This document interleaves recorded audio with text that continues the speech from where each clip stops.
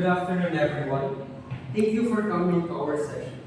Let's go over the topic for our writing exam.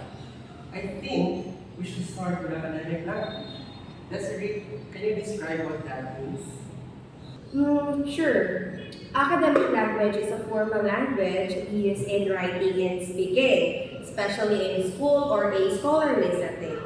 It avoids slang and uses precise vocabulary that maintains a neutral or objective tone. Like, for example, we might say, instead of saying kids, we say children, or instead of a lot, we say numerous or several. Right. It also means being careful with grammar and sentence structure. We usually avoid contraction like dog or can in academic writing. Everything should sound clear, concise, and professional. That makes sense. So basically, we use academic language in writing like essays, reports, and journal articles. So speaking of structure, what about Imran? That format always confuses me. I can answer that. IMRAD stands for Introduction, Methods, Result, Analysis, and Discussion. It's the common structure for scientific research paper. In the introduction, we state the problem and objectives.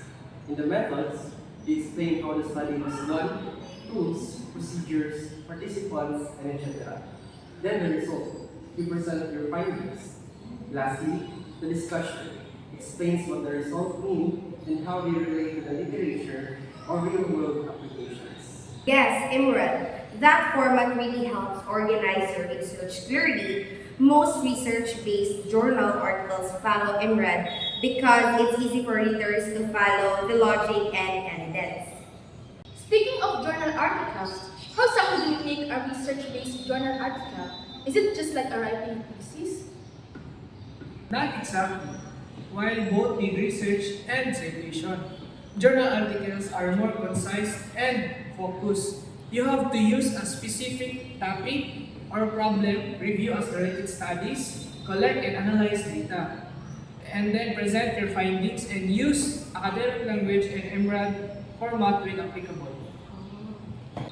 Don't forget that you also need credible sources, peer-reviewed journals, and proper reference like APA or MLA, depending on the requirement. Exactly. Now, shifting to essays. What about argumentative essays? Can you explain about that?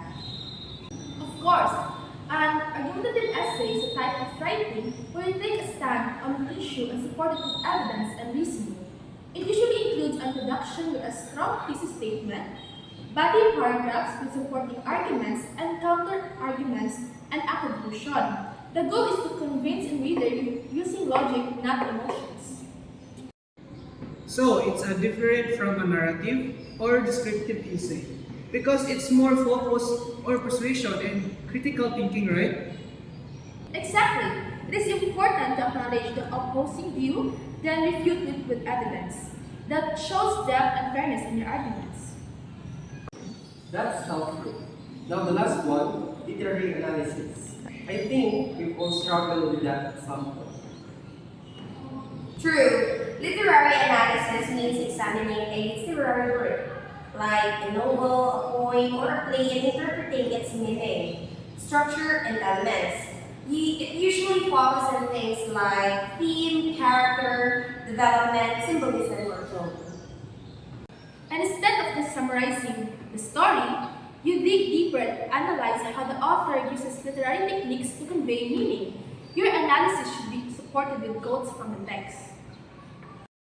So it's not just what happened in the story, but what and how it happened based on the author's choices. Exactly. And it helps to form clear analysis about your interpretation. Then organize your analysis around that. Well, we actually covered everything from academic language, IMRAD, argumentative essays, literary analysis, and research-based journal articles. This discussion really helped. Let's do a math quiz next to test our understanding. Good idea! Let's make sure we're ready for the exam.